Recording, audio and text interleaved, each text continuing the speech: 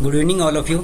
मेरा नाम है नीरज और आज जिस सेशन के बारे डिस्कस करने जा रहे हैं वो हमारा सेशन है आज मैन्युफैक्चरिंग यूनिट का, कि हम मार्क सॉफ्टवेयर में मैन्युफैक्चरिंग में किस तरह से काम कर सकते हैं। ठीक है, तो जब हम मैन्युफैक्चरिंग में कभी भी डील करते हैं या फिर मैन्युफैक्चरिंग यूनिट में कभी भी सॉफ्टवेयर लगाने जाते हैं या फिर आपकी एक मैन्युफैक्चरिंग यूनिट है तो उसमें जो प्रॉब्लम्स होती है वो क्या क्या प्रॉब्लम्स आती है, किस तरह से हम उसको मार्क सॉफ्टवेयर में रिजॉल्व कर सकते हैं। तो उन सब चीज़ों के बारे में एक बार पहले हम डिस्कस कर लेते हैं कि क्या चीज़ होती है, क्या चीज़ नहीं होती है, किस तरह से हम मार्क सॉफ्टवेयर में काम कर सकते हैं।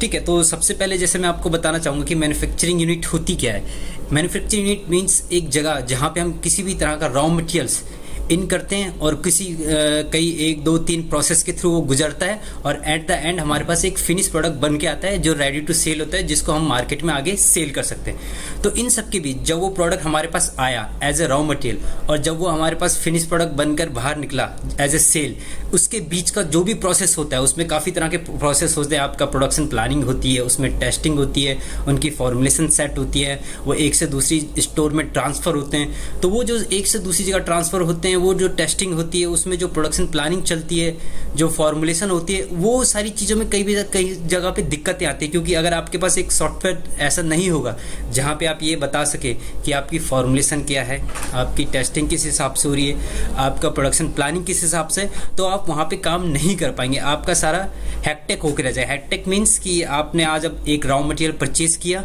ठीक है, आपको उसकी कंडीशन नहीं पता कि वो टेस्टिंग में पड़ा हुआ है, प्रोडक्शन प्लानिंग में पड़ा हुआ है, स्टोर में पड़ा हुआ है, अगर आपके पास कोई सा भी सॉफ्टवेयर नहीं होगा।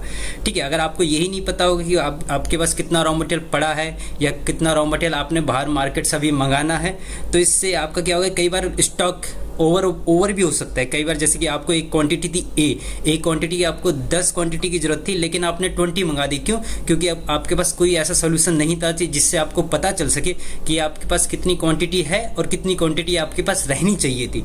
ठीक है, तो इन्हीं सब चीज़ों के बारे में हम डिस्कस करेंगे इसमें। जैसे आपका BMR शीट्स के बारे में डिस्कस करेंगे। BMR शीट्स क्या होती हैं? Batch manufacturing record sheet. इसमें क्या होगा कि जब भी आपका प्रोडक्ट किसी प्रोसेस से गुजर रहा होता है तो उस प्रोसेस की सारी डिटेल हम उसमें भरते हैं।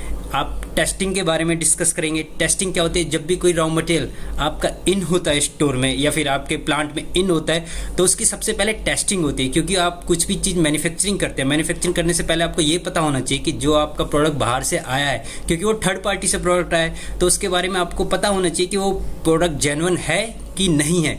वो जेन्युइन है कि नहीं है, उस चीज़ के लिए हमारे यहाँ एक QC डिपार्टमेंट होता है। QC डिपार्टमेंट क्या करता है? अपनी पूरी टेस्टिंग करता है। एक एक प्रोडक्ट को लेता है, उसके सैंपल की क्वांटिटी लेता है और उसको टेस्ट करता है। उसको टेस्ट करने के बाद वो हमारे स्टोर में जाता है।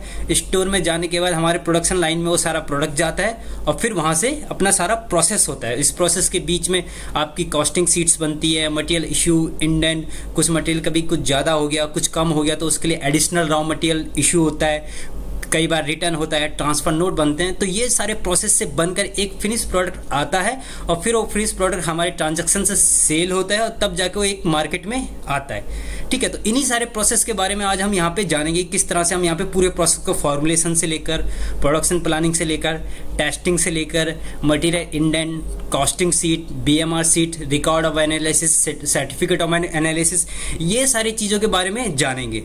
ठीक है, तो आइए शुरू करते हैं।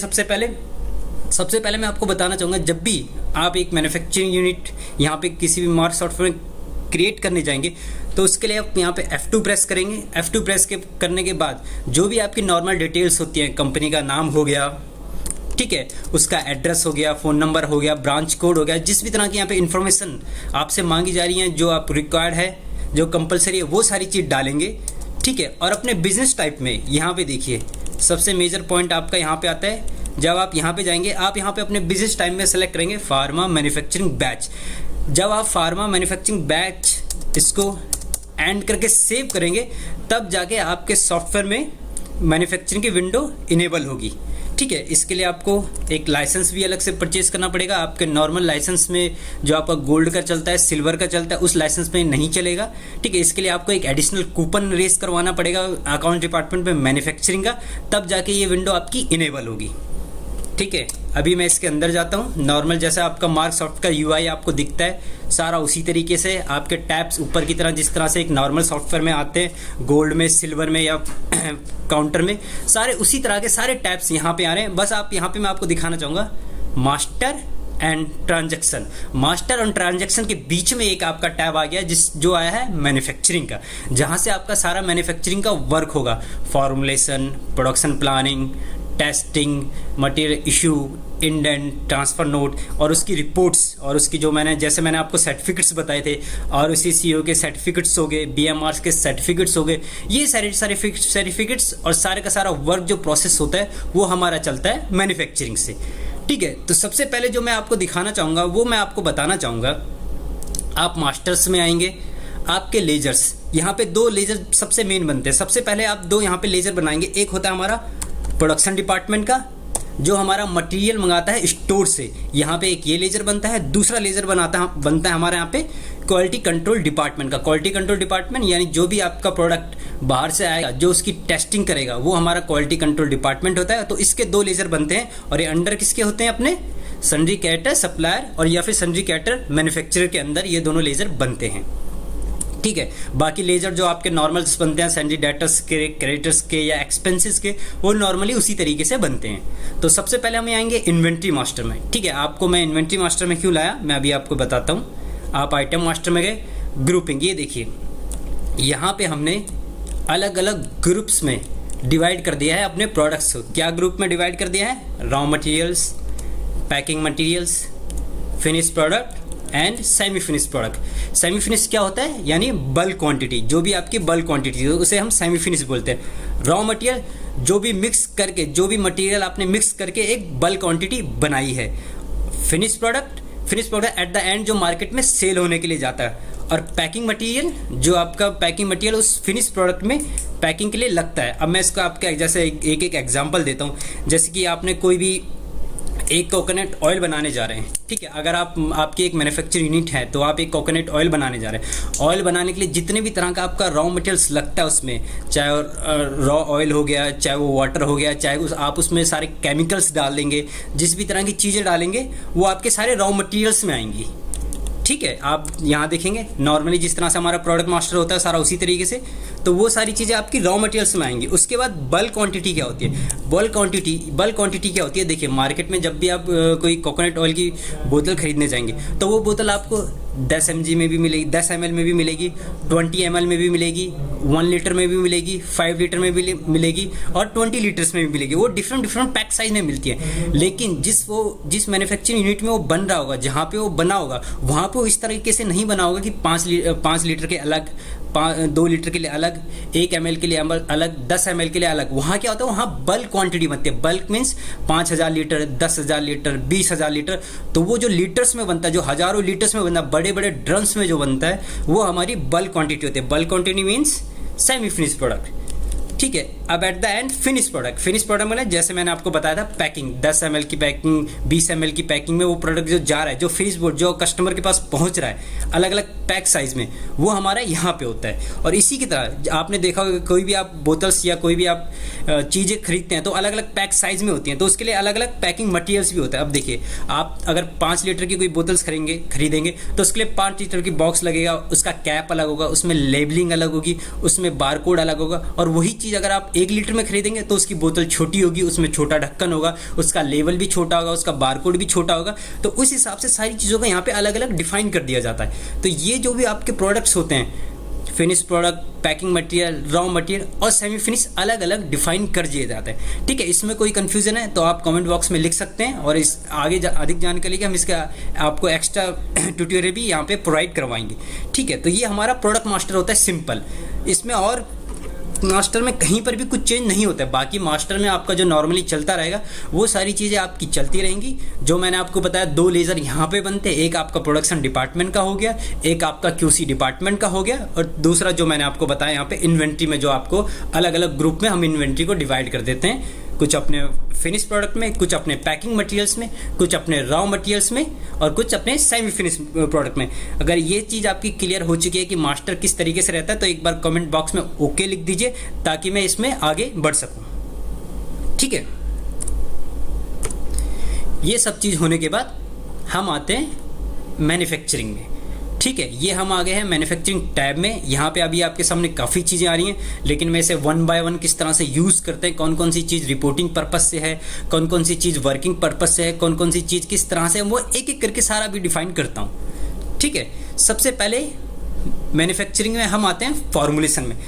ठीक है, फॉर्मुलेशन क्या होती है? कोई भी प्रोडक्ट आपके सामने फिनिश प्रोडक्ट अगर बन के आया है तो उसको बनने में क्या क्या इंग्रेडिएंट्स लगे हैं, क्या क्या रॉ मटेरियल्स लगा है, वो सारे हम यहाँ पे फॉर्मुलेशन में लिखते हैं। अब यहाँ पे देखिए मार्क में यहाँ पे आपकी दो तरह की फॉर्मुलेशंस आ रही हैं। एक आ रही है आपकी रॉ मटेरियल्स, दूसरी आ रही है आपकी पैकिंग मटेरियल। यहाँ पे दो डिफरेंट आपको फॉर्मुलेशन मिल जाएंगी।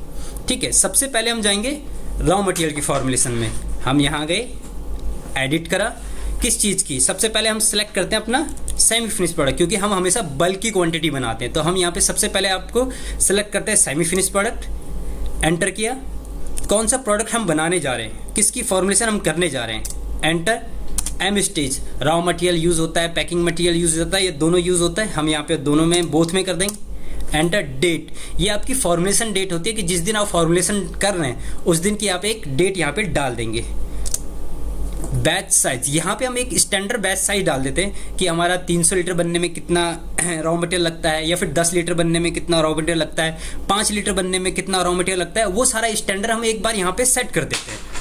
ठीक है, उसके बाद फॉर्मुलेशन नंबर, यहाँ पे हम एक नंबर डाल सकते हैं उसका।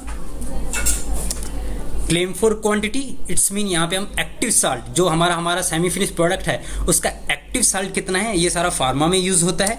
उसके बाद इसका कुछ जेनरिक नेम यहाँ पे डाल देते हैं, और ये आपका यहाँ पे हम डाल देते हैं BMR शीट, यानी ये जो प्रोडक्ट है एट द एंड किस फॉर्म में बनकर आता है। वो टैबलेट्स हो सकता है, वो पाउडर्स की फॉर्म में हो सकता है, वो लिक्विड की फॉर्म में हो सकता है, इंजेक्टेबल कुछ हो सकता है, फूड्स हो सकते हैं, या फिर ड्राई सिरप हो सकता है, कैप्सूल हो सकता है। यहाँ पे इतने तरह के आपको प्रोविज़न मिल जाता है। ठीक है, और इसको आप अपने हिसाब से यहाँ पे मॉडिफाई भी कर सकते हैं। ये भी हमारे पास प्रोविज़न है कि आप लिक्विड की जगह कुछ और लिखना चाहते हैं या टैबलेट्स की जगह कुछ और लिखना चाहते हैं, तो वो सारी चीज़ें भी आप इजीली यहाँ पे लिख सकते हैं। आपने एंटर किया, उसके बाद ये देखिए यहाँ पे ऑटोमेटिकली एक फॉर्मुलेशन बना हुआ है, तो सारी चीज़ें अपने आप ऑटोमेटिकली लोड होकर आ गई। लेकिन मैं आपको बता देता हूँ यहाँ पे सारी चीज़ें किस तरह से लेते हैं हम। एंटर किया, F9, अपना रॉ मटेरियल्स के ग्रुप में गए, कौन सा रॉ मटेरियल हम इसमें यूज़ कर रहे हैं, एंटर मारा, और यहाँ पे उसकी क्वांटिटी, कितनी क्वांटिटी हमारी 300 लीटर बनाने के लिए उस प्रोडक्ट की कितनी क्वांटिटी यूज़ होती है, और अपना सीरियल नंबर डाल दिया। ठीक है, तो यहाँ पे इस तरह से हम एक एक प्रोडक्ट ऐड करते हैं, यानी एक एक रॉ मटेरियल ऐड करते हैं कि इस एसिडिक सस्पेंशन को 300 लीटर बनाने के लिए हमारा कितना कितना रॉ मटेरियल हमारा यूज़ होता है, सारा यहाँ पे हम एक एक करके लिखते हैं। उसके बाद टैब की प्रेस करेंगे, और एट द एंड पैकिंग यानी जो आपका फिनिश प्रोडक्ट आ रहा है उसकी पैकिंग किस साइज़ में आ रही है। ठीक है, अब ये सबसे मेनली यही जानना आपके लिए कि यहाँ पे इसको किस तरह से यहाँ पे डालना है। जैसे आप देखेंगे यहाँ पे लिखा हुआ एसिड सस्पेंशन 100 ml, तो यहाँ पे हमने क्या लिखा है 0.1000। ठीक है, यहाँ पे पैक साइज लिखना होता है हमें। आप नीचे वाले का देखेंगे एसिडिक सस्पेंशन 200 ml, यहाँ पे लिखा है 0.2000। अगर यहाँ पे एसिडिक सस्पेंशन अगर 1 लीटर में आता तो मैं यहाँ पे 1 लिख देता, 5 लीटर में आता तो 5 लिख देता, अगर 10 ml में आता 0.010 लिख देता। यहाँ पे हम हमेशा पैक साइज लिखते हैं, या क्वांटिटी लिखते हैं कितने पीस में वो बन के आता है। अगर यही चीज़ टैबलेट में होती तो 1/10, तो मैं यहाँ पे 10 लिखता, 10/10 यानी 100 लिखता, क्योंकि 100 पीसेस मेरे बन के आ रहे हैं इस 300 लीटर में। ठीक है, तो यहाँ पे नीचे मैं जो डालूंगा वहाँ पे अपना पैकिंग साइज डालूंगा हमेशा। मैंने टैब की प्रेस किया, सेव, ये मेरी एक फॉर्मुलेशन सेव हो गई है। किस चीज़ की? अपनी रॉ मटेरियल। इसमें कोई कन्फ्यूज़न है तो आप नीचे कमेंट बॉक्स में लिख सकते हैं, और आगे बढ़ने के लिए ओके करके टाइप कर दीजिए। ठीक है, उसके बाद जैसे कि मैंने अभी बताया था आपको, वो हमारी फॉर्मुलेशन हुई थी रॉ मटेरियल की। इसी के साथ साथ हमारी फॉर्मुलेशन है पैकिंग मटेरियल, यानी जो आपका फिनिश प्रोडक्ट आ रहा है, जो 10 ml की बोतल, 20 ml की बोतल, 300 ml की बोतल आ रही है, उसको पैक करने के लिए क्या क्या मटेरियल हम यूज़ कर रहे हैं, पैकिंग मटेरियल क्या क्या हम यूज़ कर रहे हैं, उसकी फॉर्मुलेशन किस तरह से होती है।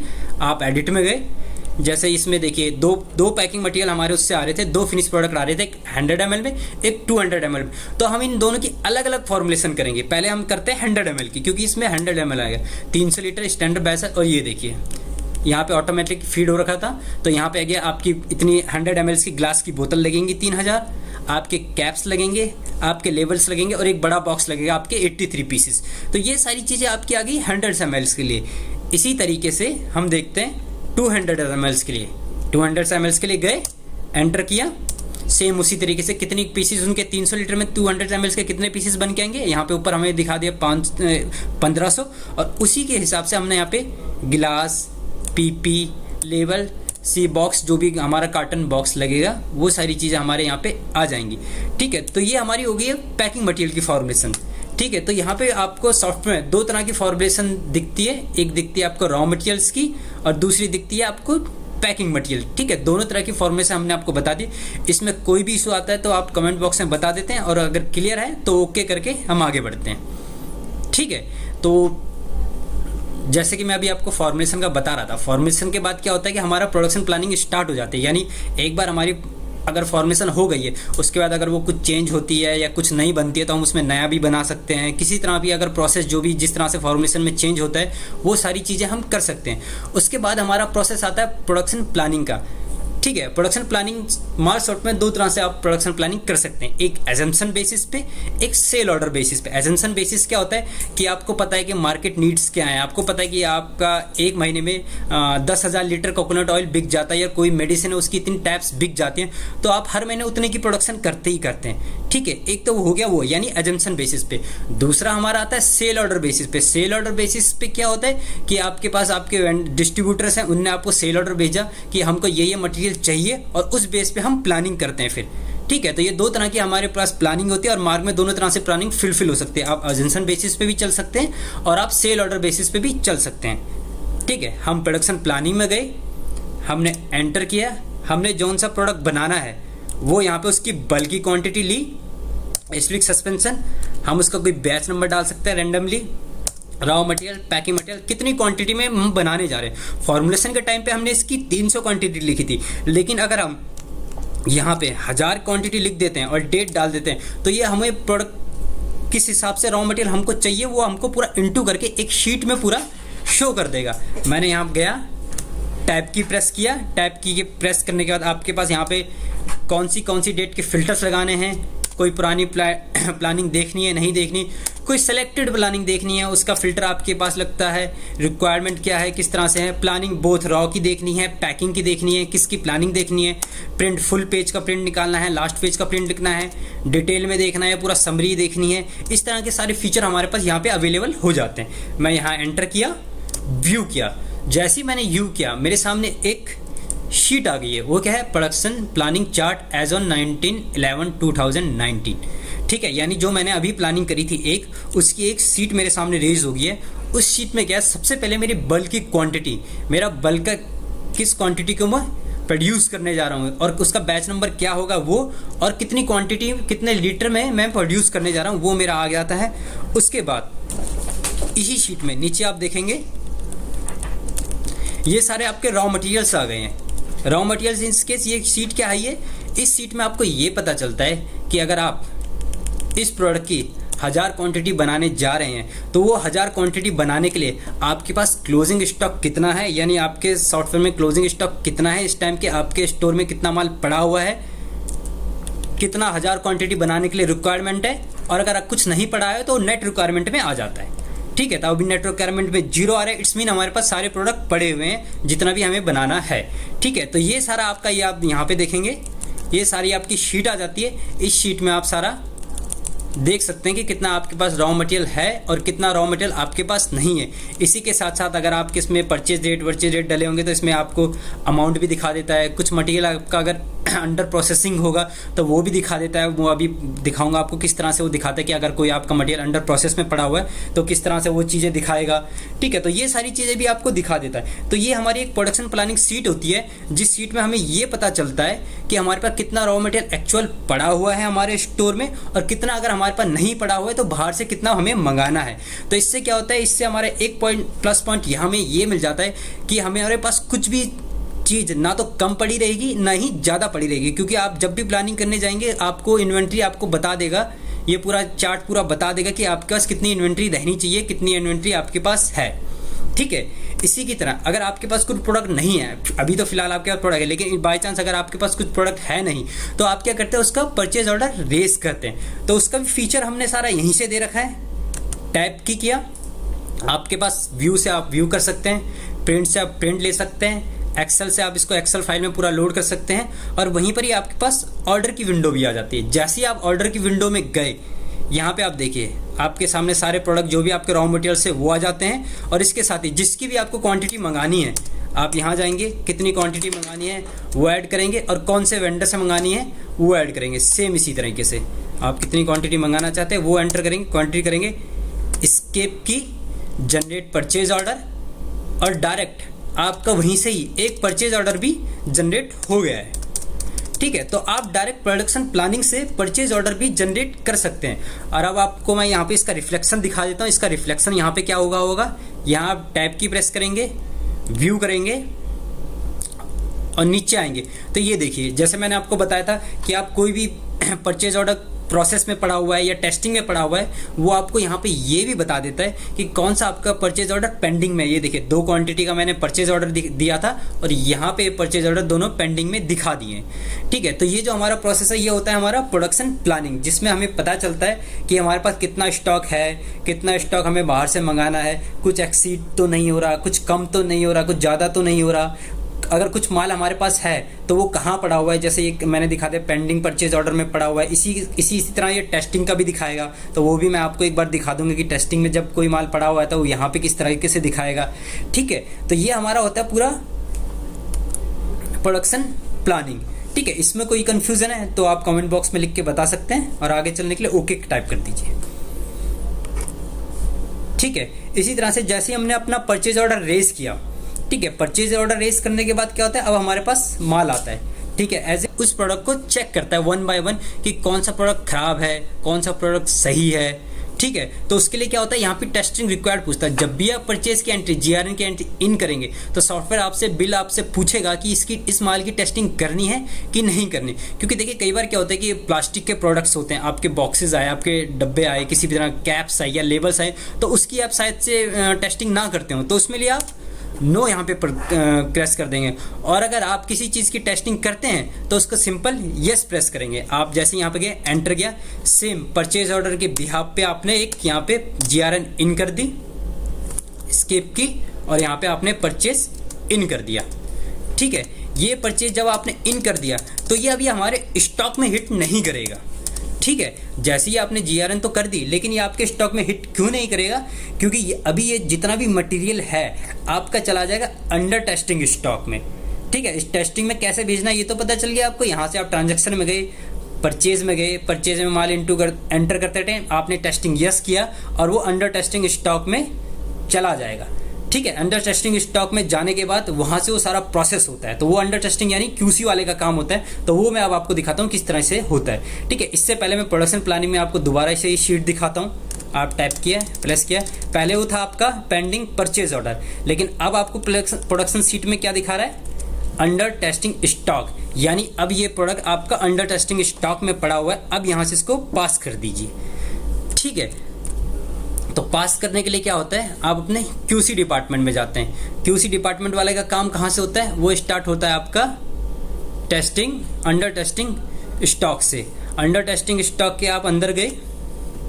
ठीक है, अब यहाँ से वो आपसे पूछेगा आप फिनिश प्रोडक्ट की टेस्टिंग कर रहे हैं या रॉ मटेरियल की टेस्टिंग कर रहे हैं। आप भी जिस मटेरियल की टेस्टिंग कर रहे हैं आपने एंटर किया, वो सारे मटेरियल आपके सामने यहाँ पे आ जाते हैं। एंटर, मॉडिफाई, और यहाँ पे मैं डालूंगा अपने सैंपल की क्वांटिटी, कितना मैं सैंपल टेस्ट करने के लिए भेज रहा हूँ। ठीक है, ये मैं यहाँ पे टेस्ट के लिए डालूंगा और इसको भेज दूंगा अपने लैब में। ठीक है, जब ये प्रोडक्ट आपका लैब में टेस्ट होने के लिए जाएगा, तो आप प्रिंट में जाएंगे, टेस्टिंग रिक्विजिशन स्लिप, ये इतनी तरह के यहाँ पे प्रिंट आउट्स निकलते हैं। ये क्या क्या चीज़ है, टेस्ट रिक्विजिशन स्लिप क्या होती है, यानी जब आपने अपने डिपार्टमेंट से लैब के लिए कुछ प्रोडक्ट भेजा सैंपल, तो उसकी एक स्लिप निकलती है। उस स्लिप में क्या डिटेल होती है मैं भी आपको दिखाता हूँ। व्यू करेंगे, इस स्लिप में आपकी सारी डिटेल होती है, कंपनी का नाम होता है, ऊपर हेडिंग होती है, रेफरेंस नंबर होता है, कौन से डिपार्टमेंट को आप भेज रहे हैं उस डिपार्टमेंट का नाम होता है। उसके बाद जो आपने प्रोडक्ट सैंपल के लिए भेजा है उस प्रोडक्ट का नाम, उसकी कितनी क्वांटिटी आपने परचेज करी थी, किस बैच नंबर के अगेंस्ट में वो प्रोडक्ट आया था, उसकी सैंपल की क्वांटिटी क्या थी, उसका मैन्युफैक्चरिंग लाइसेंस नंबर क्या था, किस सप्लायर से आपने माल परचेज किया है, ठीक है, उसका जीआर नंबर, बिल नंबर, ये सारी डिटेल यहाँ पे हमको प्रोवाइड हो जाती हैं। ठीक है, तो ये एक छोटी सी स्लिप और आपके सैंपल की क्वांटिटी अपनी लैब में भेज देते हैं और फिर वो लैब में सारा टेस्ट होता है। ठीक है, इसी के साथ जब कोई भी प्रोडक्ट आपका लैब में टेस्ट हो रहा होता है तो उसके लिए आपके आरओसी और सीओए के सर्टिफिकेट बनते हैं। आरओसी सीओए यानी रिकॉर्ड ऑफ एनालिसिस और सर्टिफिकेट ऑफ एनालिसिस के सर्टिफिकेट्स बनते हैं। इसमें मतलब पैरामीटर सेट होते हैं कि कोई भी प्रोडक्ट की क्वांटिटी पैरामीटर्स कितने से कितने के बीच में होना चाहिए। अगर वो उससे ऊपर होता है तो भी फेल होता है, उससे नीचे होता है तो भी फेल होता है। तो ये जो फॉर्मेट्स होते हैं ये कंपनी बाय कंपनी वेरी करते हैं। ठीक है, कि ये फॉर्मेट किस हिसाब से बनते हैं। तो इसकी एक ट्यूटोरियल हम आपके लिए बनाएंगे जिसमें आपको सर्टिफिकेट्स बनाना पूरा बताएंगे, किस तरह से सर्टिफिकेट बनते हैं। ठीक है, अगर आपको पता करना है कि किस तरह से सर्टिफिकेट्स बनते हैं, कैसे बनते हैं, कब बनते हैं, कहाँ यूज़ होता है, इसके बारे में अगर आप कुछ भी जानना चाहते हैं तो आप कमेंट बॉक्स में लिख सकते हैं। ठीक है, तो इसके जो भी आपके सर्टिफिकेट्स होंगे उनके लिए एक हम सेपरेट क्लास अरेंज करेंगे जिसमें आपको आरओसी और सीओए के सर्टिफिकेट्स बनाना बताएंगे। ठीक है, जब ये पैरामीटर एक सेट होके आ जाते हैं तब हमें उसके बाद पता चल जाता है कि वो हमारा मटेरियल पास है कि फेल है। अगर वो पास होता है तो रिलीजिंग ऑर्डर बनता है, फेल होता है तो रिजेक्शन ऑर्डर बनता है। ठीक है, इसके प्रिंट आउट्स आप देख लीजिए किस तरह से निकलते हैं। ये इस तरह से कुछ रिलीजिंग ऑर्डर का प्रिंट आउट निकलता है। ठीक है, इसके साथ ही यहाँ पे टैग प्रिंटिंग निकलती है। टैग प्रिंटिंग क्या होता है कि जो भी आपका प्रोडक्ट्स होते हैं, जो भी आपके रॉ मटेरियल्स आते हैं वो कई हज़ार लीटर्स और केजीज में होते हैं। ठीक है, तो आप तो उनकी सिर्फ सैंपल की क्वांटिटी निकालते हैं, 1 केजी 2 केजी, बाकी वो आपके स्टोर्स में ही पड़े रहते हैं। तो उसमें एक छोटे छोटे टैग लग जाते हैं कि वो भी अंडर टेस्टिंग में है, अभी उसकी सैंपल की क्वांटिटी के लिए गया है, अभी वो रिजेक्शन में है, कि वो अभी रिजेक्ट हो गया है। इस तरह के टैग प्रिंटिंग यानी वहाँ पे छोटे छोटे प्रिंट आउट्स उसके वहाँ पे चिपक जाते हैं। वो किस तरह से होते हैं, ये इस तरह से। उसमें उसका प्रोडक्ट का नाम होता है, किस सप्लायर से आता है वो होता है, बैच नंबर, कितनी क्वांटिटी आई है, किस जीआरआर नंबर के अगेंस्ट में आई है, ये सारी चीज़ें उसमें फिल होती हैं। ठीक है, तो ये आपकी टैग प्रिंटिंग होती है जो आप अपने प्रिंट आउट्स लेके अपने ड्रम्स में यूज़ कर सकते हैं। उसके बाद देखिए, इसके बाद आपके पास 2 कंडीशन होती है। एक तो आपका पास प्रोडक्ट ठीक है यानी सैंपल पास हो गया है तो आप उसको ट्रांसफ़र कर देंगे स्टोर में। दूसरी करते हैं कि वो फेल हो गया। अगर वो फेल हो गया तो हम सारी क्वांटिटी रिजेक्शन में डाल देते हैं। रिजेक्शन में डालने के बाद वो हमारे स्क्रैप स्टोर में पहुंच जाता है और स्क्रैप स्टोर से हम उसको रिटर्न कर देते हैं जिस भी वेंडर से हमने परचेज़ किया होता है। ठीक है, वहाँ से परचेज रिटर्न की एंट्री पास हो जाए। और अगर मटेरियल पास होता है तो उसमें हम टेस्ट रिपोर्ट नंबर डालते हैं जिसे एआर नंबर भी बोलते हैं, analytic report number, control sample number डालते हैं। और कुछ रिमार्क अगर आप देना चाहते हैं तो यहाँ पे आप रिमार्क डाल सकते हैं और इसको पास कर देंगे। ट्रांसफ़र में गए और ये पास कर दे। अब ये क्वांटिटी आपके स्टोर में पहुँच चुकी होगी। इसी के साथ ही अगर आप कोई प्रोडक्ट की रिपोर्ट देखना चाहते हैं, कितना हमारे पास टेस्टिंग के लिए आया था, कितना हमने टेस्ट कर दिया, या फिर जो हमने टेस्ट कर दिया उसको दोबारा से हमने टेस्ट करना है, उसको अंडर टेस्टिंग स्टॉक में भेजना है दोबारा से, उसको आप दोबारा से वापस उसकी अगर कुछ भी टेस्टिंग दोबारा से करना चाहते हैं वो आप यहाँ से कर सकते हैं। ठीक है, तो ये सारा QC वाला पार्ट होता है जिसमें वो टेस्टिंग कर सकता है, आरओसी सीओसी के सर्टिफिकेट निकाल सकता है, रीटेस्टिंग के लिए माल को दोबारा भेज सकता है। यहाँ से पूरा QC डिपार्टमेंट का काम होता है। ठीक है, इसमें कोई कन्फ्यूजन है तो आप हमें कमेंट बॉक्स में बता सकते हैं। ठीक है, हम उसके साथ ही साथ आपके डाउट भी क्लियर करते हुए चलेंगे। ठीक है, तो ये था पूरा आपका टेस्टिंग का। पहले हमने देखा कि प्रोडक्शन फॉर्मुलेशन कैसे करते हैं, उसके बाद हमने देखा प्रोडक्शन प्लानिंग का क्या यूज़ होता है, उसके बाद देखा हमने परचेज करते टाइम हम उसको टेस्टिंग यस करके कैसे टेस्टिंग स्टोर में भेजते हैं, QC डिपार्टमेंट में भेजते हैं। QC डिपार्टमेंट से जब हमारा मटेरियल पूरा पास हो जाता है तो वो जाता है हमारे स्टोर्स में। ठीक है, अब आप तो हैं प्रोडक्शन वाले जिनको सामान प्रोडक्ट बनाना है और आपका प्रोडक्ट जो भी पड़ा हुआ है, रॉ मटेरियल जो भी पड़ा है वो पड़ा हुआ है हमारे स्टोर्स में। ठीक है, तो अब स्टोर से अगर आपको कोई भी मटेरियल्स मंगाना होगा तो उसके लिए क्या होता है, मटेरियल इंडेंट यानी रॉ मटेरियल का इंडेंट बनेगा। आप यहाँ जाएंगे, रॉ मटेरियल और पैकिंग मटेरियल दोनों तरह के आपके यहाँ पर इंडेंट मिल जाते हैं। आप यहाँ गए, न्यू में एंटर किया, डेट डाली टू प्रोडक्शन डिपार्टमेंट, यहाँ पे एक स्लिप नंबर रेज हो जाएगा अपना। उसके बाद यहाँ पे आप बल्क की क्वांटिटी सेलेक्ट करेंगे, कितना आप बनाने जा रहे हैं। आप यहाँ 500 लीटर 600 लीटर जिस भी हिसाब से बनाने जा रहे हैं वो डालेंगे।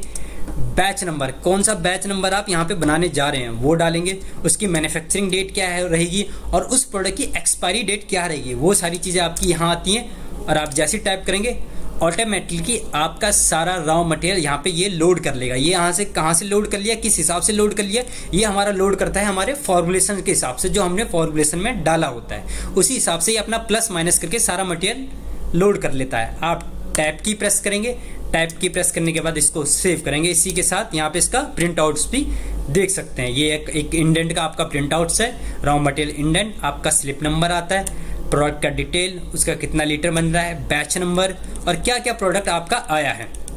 इसके बाद आपको कुछ प्रोडक्ट ओवर एजिस हो गया, इसमें अवेलेबल है कि नहीं क्वांटिटी, कुछ रिमार्क्स और चेक बाय भी यहाँ पे इजीली आप रिमार्क डाल सकते हैं। ये सारी चीज़ें भी यहाँ पे आपको अवेलेबल हो जाती हैं। इंडियन किसने बनाया था उसके साइन, ऑथराइज जिसने करे कि हाँ इसको मटेरियल रिलीज़ कर दीजिए उसके साइन। ठीक है, तो ये होता है हमारा मटेरियल इंडेंट। मटेरियल इंडेंट किस काम आता है, हमारा प्रोडक्शन वाला रेस करता है स्टोर डिपार्टमेंट के लिए कि हमें ये मटेरियल चाहिए, उस मटेरियल को रिलीज़ कर दीजिए, क्योंकि जो भी मटेरियल आपका होगा वो आपके स्टोर डिपार्टमेंट वाले के पास होगा। ठीक है, अब आप मैन्युफैक्चरिंग में आएंगे, मटेरियल इशू में आएंगे, मटेरियल इशू में रॉ मटेरियल रिक्वेजिशन में आएंगे और न्यू, ये काम है स्टोर वाले का, क्योंकि अब वो मटेरियल रिलीज कर रहा है, मटेरियल को इशू कर रहा है, किसके लिए, प्रोडक्शन वाले के लिए। तो वो कहाँ आएगा, मैन्युफैक्चरिंग मटेरियल इशू में। न्यू में एंटर क्लिक करेंगे, यहाँ पे डेट डालेंगे सबसे पहले। डेट डालने के बाद ऑटोमेटिकली उसके सामने जो भी इंडेंट रेज हुए होंगे प्रोडक्शन डिपार्टमेंट की तरफ से वो सारे आ जाते हैं। ठीक है ना, तो ऐसा नहीं कि स्टोर डिपार्टमेंट वाले को 1 बाय 1 सारी क्वांटिटी लिखनी पड़ेगी, या कुछ वो बैच नंबर दोबारा से लिखना पड़ेगा, या फिर एक्सपायरी दोबारा से लिखनी पड़ेगी। उसको कुछ नहीं लिखना है, सब सारी चीज़ें उसके सामने ऑटोमेटिकली आ जाएंगी।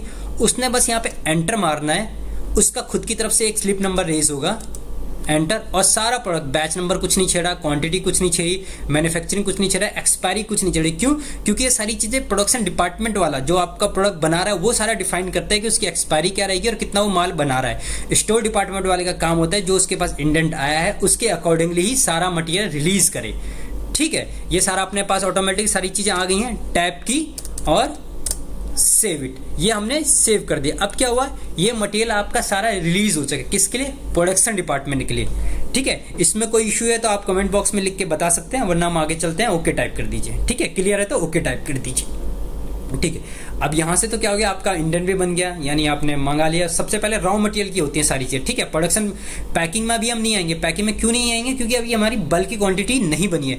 पैकिंग का रोल कब चालू होता है, जब हम किसी भी प्रोडक्ट को पैक करने जाते हैं, जब वो हमारा बल्क बन के रेडी होके आ जाता है। ठीक है, और उसके बाद मटेरियल इशू में गए और सारा मटेरियल हमने इशू कर दिया। ठीक है, उसके बाद हम आए मॉडिफाई में। ठीक है, मॉडिफाई में आए, टैब की प्रेस किया, एंटर किया। ठीक है, यहाँ पे जैसे ही हम एंटर करेंगे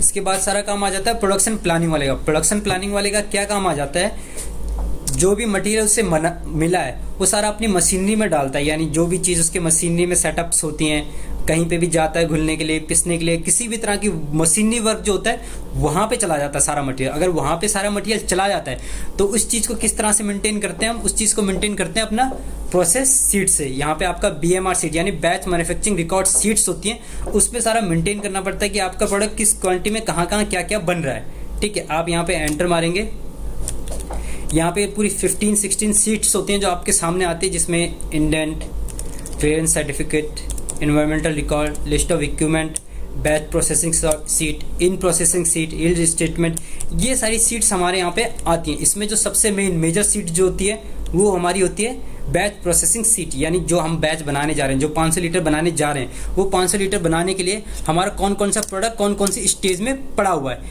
ये देखिए, इस तरह से हम डेट डालते हैं, serial number, process, date of process, equipment use, from to, room temperature, operator कौन था, चेक कौन किया था, और लास्ट में QC। और इसको आप अपने हिसाब से कस्टमाइज भी कर सकते हैं। आप यहाँ पे चाहते हैं कि सिग्नेचर पे आप QC के साइन लेना चाहते हैं, ऑपरेटर बाय पे आप कुछ मशीन कुछ लिखना चाहते हैं, यहाँ पे ये पूरा लिख सकते हैं। चेक की जगह पे आप कुछ और लिखना चाहते हैं, ये सब अपने हिसाब से आप कस्टमाइज भी कर सकते हैं इजिली।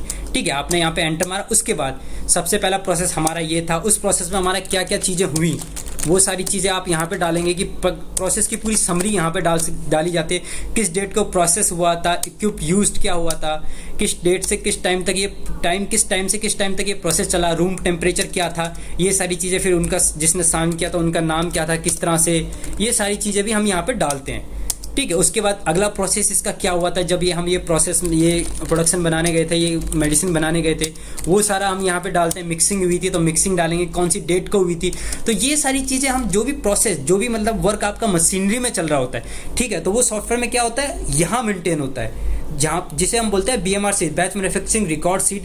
यहाँ पे आप सारी डिटेल में डालेंगे कि आपका स्टेज 1 में गया था तो क्या हुआ था, स्टेज 2 में गया था क्या हुआ था, स्टेज 3 कौन सी थी और उसमें क्या क्या चीज़ प्रोसेस हुई, किस तरह से प्रोसेस हुई। ये हमारी सारी चीज़ होती है BMR शीट्स में मेंटेन होती है, ठीक है। इसी के साथ जब आपके पास BMR शीट्स मेंटेन होकर पूरी आ जाती है तो आपको मिलती है एक बल्क क्वांटिटी, ठीक है। आप बल्क क्वांटिटी को अगर टेस्ट कराना चाहते हैं तो उसके लिए भी यहाँ पे आपके पास मिल जाता है, आप testing requisition slip bulk quantity कर सकते हैं, ठीक है। जो बल्क क्वांटिटी आपके हो रही है उसके ROC CO के सर्टिफिकेट्स बनाने चाहते हैं वो यहाँ से बन सकते हैं। Releasing order, rejection order bulk quantity के वो सारे यूज़ कर सकते हैं। इसी के साथ ही अगर आप फिनिश प्रोडक्ट की टेस्टिंग करना चाहते हैं, उनके सर्टिफिकेट्स बनाने चाहते हैं, वो सारे इजीली यहाँ से प्रोवाइड हो जाते हैं और सारे इजीली यहाँ से बनाए जा सकते हैं, ठीक है। इसमें कोई कन्फ्यूज़न है तो आप हमें कमेंट बॉक्स में वो बता सकते हैं। और बाकी मतलब जो भी प्रोसेस शीट, BMR शीट जो भी बनती है वो सारी यहीं से बनती है। जो भी आपका प्रोसेस होता है सारा यहीं से होता है, ठीक है। जो भी आपका मशीनरी वर्क होगा सारा आपको यहाँ से BMR शीट से मेंटेन करना पड़ेगा, ठीक है। ये सारा क्लियर है। ये करने के बाद सारी चीज़, ये सारा करने के बाद आपका क्या होता है कि आपके पास बल्क क्वांटिटी बन के आ जाती है, ठीक है। आपके पास बल्क क्वांटिटी बन के आती है तो उसके बाद आप क्या करेंगे, पैकिंग मटेरियल के इंडेंट बनाएंगे। उसके लिए सेम प्रोसेस जैसे हमने रॉ मटेरियल के लिए किया था, एंटर करेंगे, यहाँ पे एंटर मारेंगे, एंटर, क्या साइज था, बैच क्वांटिटी और कितने कितने बोतल्स में आप भरने जा रहे हैं, उसका क्या क्या कितना कितना भरने जा रहे हैं, यहाँ पे सारा डालेंगे। जैसे आपने यहाँ पे डाला 250 लीटर्स इसका भरने जा रहे हैं, 250 लीटर्स इसमें भरने जा रहे हैं, और कितना कितना पैकिंग मटेरियल आपका यूज़ होगा, ग्लास, PP, कैप्स किस तरह से यूज़ होगा सारा आपके आ गया। 200 ml के लिए कितने बोतल्स आपकी लग सकती हैं, 100 ml के लिए कितनी बोतल्स लग सकती हैं, कितनी कैप्स लग सकती हैं, वो सारी चीज़ें आपके यहाँ पे इजीली आ गई हैं। आप टैब की प्रेस करेंगे और इसको सेव करेंगे, ठीक है। तो ये आपका एक इंडेंट बन गया है किसका, पैकिंग का, ठीक है। उसके बाद आपका मटेरियल इशू होगा, उसके लिए क्या करेंगे, पैकिंग मटेरियल रिक्विजिशन न्यू, क्योंकि अब ये स्टोर डिपार्टमेंट वाले का काम है इशू करना, एंड करेगा, एंटर। सेम जैसे उसका इंडेंट आया था इसका भी आपका इंडेंट ऑटोमेटिकली यहाँ पे जनरेट हो जाएगा। एंटर मारेंगे और ऑटोमेटिकली अपने आप सारी क्वांटिटी लोड कर लेगा। टैब की प्रेस करेंगे और सेव कर देंगे, ठीक है। ये आपका सेव हो गया पैकिंग मटेरियल। अब आपके पास पैकिंग मटेरियल भी आपके आ गया है, आपकी बल्क क्वांटिटी भी आपके पास आ गई है, तो अब आप उसको पैक करेंगे यानी ट्रांसफर करेंगे फिनिश प्रोडक्ट पे। इसी के साथ साथ यहाँ पे आपके पास 2-4 एडिशनल फील्ड्स और मिल जाती हैं कि आपको कई बार प्रोडक्शन करते टाइम कुछ रॉ मटेरियल गिर जाता है या फिर कुछ इधर उधर वेस्ट हो गया, तो उसके लिए आपको एडिशनल रॉ मटेरियल अगर कुछ ऐड करवाना चाहते हैं तो वो आप स्टोर डिपार्टमेंट से ऐड करवा सकते हैं। कुछ रॉ मटेरियल आपके पास वापस बन के आ गया है, रिटर्न आ गया है, कुछ प्रोडक्शन डिपार्टमेंट उनके पास बच गया था, उनके पास रिटर्न वो कर रहे हैं, तो उसकी एंट्री भी आप इजीली पास कर सकते हैं। यानी आप सेम बैच के अगेंस्ट में अगर कुछ रॉ मटेरियल आपके पास रिटर्न आ गया 1-2 क्वांटिटी, वो ऐड भी कर सकते हैं, और कुछ उनको एक्स्ट्रा चाहिए सेम बैच के अगेंस्ट में तो वो आप उनको इशू भी कर सकते हैं, ठीक है। ये सारे प्रोसेस होने के बाद आपका ट्रांसफ़र नोट बनता है। ट्रांसफ़र नोट कि अब आप इसको ट्रांसफ़र करने जा रहे हैं अपने फिनिश प्रोडक्ट में। फिनिश प्रोडक्ट में आपके सामने 2 फिनिश प्रोडक्ट आ गए हैं, एक आ गया 100 ml की बोतल, एक आ गया 200 ml की बोतल। आप यहाँ एंटर मारेंगे, एंटर मारने के बाद आपके पास टोटल बोतल्स बता रहा है कि अगर आप सारी की सारी 100 ml में ही भर देंगे तो यहाँ पे आपकी 5000 बोतलें भर जाएंगी, लेकिन मैं यहाँ पे जैसे 2500 कर देता हूँ, ठीक है। टाइप किया, नीचे बैलेंस आपका बता रहा है कि आपके पास 250 लीटर अभी बचा है। आप यहाँ पे एंटर करेंगे, एंटर करने के बाद कितने आपका 200 ml की बोतल में भर सकता है 1250, आप ये सारा यहाँ पे भर सकते हैं। और आपके कुछ रिजेक्ट हो गया तो वो सारा मटेरियल्स भी आप यहाँ पे इजीली डाल सकते हैं। आपने टैब की प्रेस किया और टैब की सेव इट करने के बाद ये आपके दोनों बैचेस बन के आ चुके हैं। इसमें आप इनके MRP, रेट भी कुछ भी डालना चाहते हैं वो इजीली डाल सकते हैं,